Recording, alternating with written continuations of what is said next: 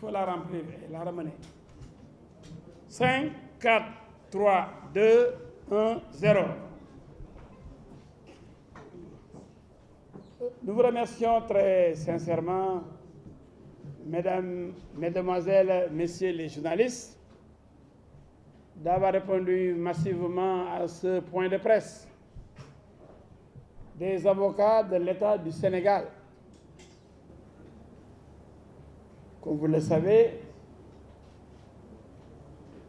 il y a énormément de communications, de discours, de pétitions pour manipuler l'opinion. Raison pour laquelle ce collectif que je vais vous présenter a décidé de faire face aux journalistes pour s'adresser à l'opinion publique nationale et internationale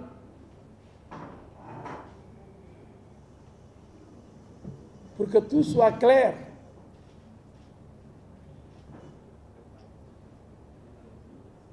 Pour mettre fin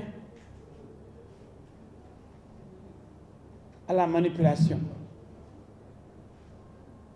Je vais immédiatement vous présenter les membres du collectif des avocats de l'État du Sénégal.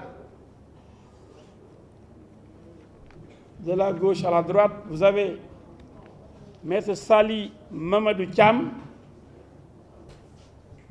Maître Antoine Mbeng,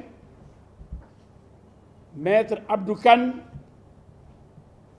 Maître El Hadji Diouf,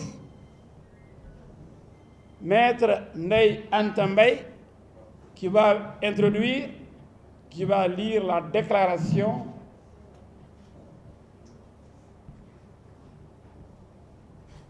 adressée aux journalistes et à l'opinion. À sa suite, toujours à ma droite, Maître Adama Fall, Maître Ousmane Thiam, Maître Yeriba. Il y a des absents, peut-être qu'ils vont nous rejoindre, et d'autres qui sont empêchés. Il y a Maître Abdou Djalikan, Maître El Hadji Amadou Sall, empêché, un peu souffrant, Maître Samba Biteye, Maître Souleymane Kodou Fall, du barreau de Paris, mais qui est constitué ici, à nos côtés. Tout de suite et immédiatement, je vais passer la parole à Maître Ndeye Anta Mbaye, qui va lire la déclaration que nous avons préparée pour vous. Bon, je te remercie, El Hadji. Je m'assois là. C'est la même chose.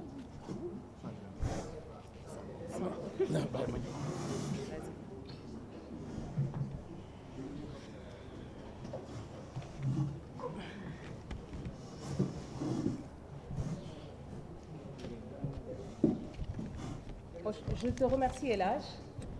Bonjour, mesdames et messieurs les journalistes. Nous vous remercions, comme El Hadji l'a introduit, à répondre à notre invitation. Une invitation qui a dont l'objectif est double. Il cherche d'abord à informer l'opinion publique nationale et internationale sur des faits qui font l'actualité judiciaire au Sénégal. Il s'agit ensuite de rétablir la vérité et de mettre à nu une campagne internationale de dénigrement de l'État du Sénégal, de son système démocratique et de ses institutions par des individus qui se sont mis en marge de la légalité. Depuis mars 2021, M. Ousmane Sonko s'est singularisé par des discours violents, des appels incessants à la haine, à la désobéissance civile, à l'insurrection, à l'irrespect des institutions et à leur renversement par des procédés non démocratiques. À titre d'illustration, Et lors de sa conférence de presse suite aux accusations de viol, il tient les propos ci-après. Nous ne sommes plus au temps des révoltes de salon. Notre moment de vérité est arrivé, celui des véritables gladiateurs. Le combat s'annonce mortel. Le mot n'est pas de trop, c'est le prix qu'il faut payer aujourd'hui.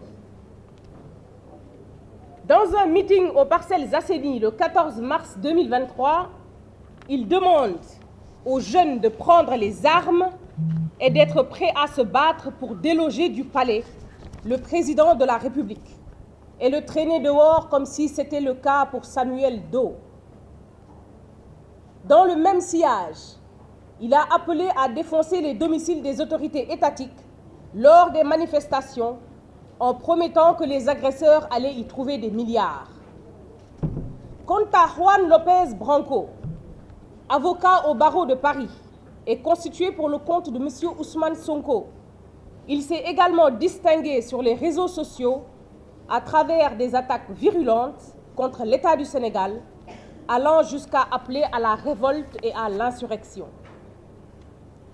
Sur réquisition du procureur de la République, un mandat d'arrêt international a été lancé par le juge d'instruction du second cabinet du tribunal de grande instance hors classe de Dakar contre maître Juan Branco. Arrêté et déféré devant ce magistrat, il a été inculpé des chefs suivants: complot contre l'autorité de l'État, diffusion de fausses nouvelles, actes et manœuvres de nature à compromettre la sécurité publique, à créer des troubles graves ou à enfreindre la loi. Il a ensuite été mis en liberté provisoire et placé sous contrôle judiciaire. En ce qui concerne M. Ousmane Sonko, le procureur de la République, fort des pouvoirs que lui confèrent les articles 1er et 32 du Code de procédure pénale, a requis l'ouverture d'une information judiciaire. Le doyen des juges qui a été saisi à cet effet a inculpé M. Ousmane Sonko des chefs suivants: acte de nature à compromettre la sécurité publique ou à occasionner des troubles graves, association de malfaiteurs en relation avec une entreprise terroriste, attentat et complot contre l'autorité de l'État en relation avec une entreprise terroriste, le financement du terrorisme, provocation directe à un attroupement armé, diffusion de fausses nouvelles, complicité d'homicide volontaire par incitation et provocation, vol. Il a été ensuite placé sous mandat de dépôt.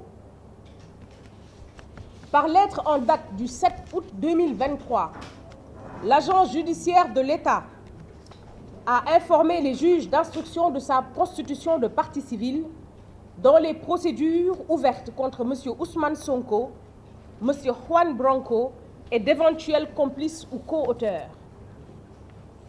Un pool d'avocats chargé de défendre les intérêts de l'État du Sénégal a également été mis sur pied pour se constituer dans ces procédures et dans toutes autres concernant les dégradations, les pertes, les préjudices infligés à l'État du Sénégal dans ce contexte. Par ailleurs, il importe de préciser que l'État, contrairement au ministère public, qui a pour mission la poursuite des infractions pénales et l'exécution des condamnations, peut se constituer partie civile pour la réparation d'un préjudice qu'il aura subi du fait d'une infraction pénale. Cette constitution de partie civile de l'État trouve sa pertinence dans les dispositions de l'article 2 du Code de procédure pénale, selon lesquelles l'action civile en réparation du dommage causé par toute infraction appartient à tous ceux qui ont, personnellement, souffert du dommage directement causé par l'infraction. Il est à rappeler qu'au cours des différentes manifestations, des saccages et pillages des biens publics ont été la cible des casseurs. Ces biens, qui ont une forte valeur sociale, transport, alimentation, carburant, réseau électrique, distribution d'eau, ont été endommagés ou complètement détruits sur l'ensemble du territoire national. L'image de l'institution étatique a été chahutée. Le fonctionnement des services publics ralenti. Les populations terrorisées. Les victimes et leurs familles traumatisées. De même, le secteur privé n'a pas été épargné, car de lourdes pertes et de nombreux dégâts ont été enregistrés par des entreprises sénégalaises. Cet état de fait a des conséquences très néfastes sur l'économie nationale, avec un fort impact négatif sur les politiques économiques. L'État se réserve le droit d'évaluer l'étendue du préjudice souffert du fait de ces agissements et ne ménagera aucun effort pour rendre effectif la réparation du préjudice subi. Le pool d'avocats rappelle que dans le cadre des procédures susvisées, il poursuit et entend ne poursuivre que l'objectif de la restauration et de la préservation des intérêts de l'État du Sénégal par la manifestation de la vérité judiciaire, le respect de la présomption d'innocence, la garantie d'un procès équitable, mais aussi et surtout le principe sacro-saint de la séparation des pouvoirs. C'est pourquoi le pool attire l'attention du groupuscule se définissant coalition des défenseurs des droits humains sur les dangers et le précédent grave que constitue ce type d'appel par lequel des individus qui se proclament intellectuels et défenseurs de l'état de droit et qui condamnent dans leur pétition la violation de ces règles fondamentales. Ces manœuvres et désinformations sont à dénoncer, car elles encouragent une immixtion du pouvoir exécutif dans les attributions légales du juge d'instruction et lui imposent une parodie de solutions judiciaires.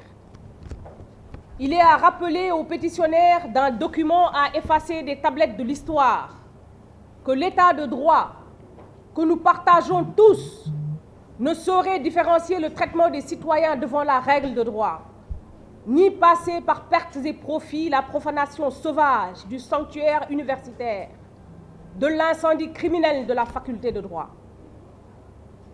Il faut rappeler que quelle que soit la légitimité d'un motif humanitaire ou sanitaire, le fait qu'une autorité, fût-elle l'autorité suprême de l'État, puisse demander à un procureur, quel qu'il soit, de mettre des personnes en liberté provisoire malgré la saisine du juge d'instruction est une catastrophe juridique, une aberration démocratique et une simple magouille politique.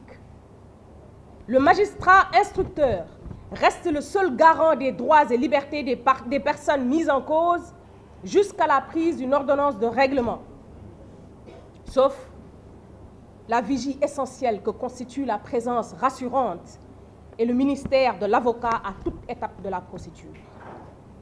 En définitive, les conseils de l'État contribueront sans complaisance à la manifestation de la vérité. Il s'agit concrètement de se focaliser sur les aspects juridiques et judiciaires, de fond et de forme, à chaque fois qu'un point de droit sera dénaturé pour des raisons autres que la justice. L'État du Sénégal, dans sa mission de préservation des intérêts publics et privés, entend se défendre devant toutes les juridictions pour obtenir réparation des dommages et préjudices découlant de ces infractions et permettre la défense de toute victime de ces exactions et actes terroristes. Telle est l'économie, messieurs et mesdames, de la déclaration faite par le collectif des avocats de l'État, constitué aux côtés de l'agence judiciaire de l'État pour la défense des intérêts de l'État du Sénégal. Je vous remercie pour votre attention. Merci, cher consoeur Ndeye Anta Mbaye. Elle vient de nous lire cette déclaration.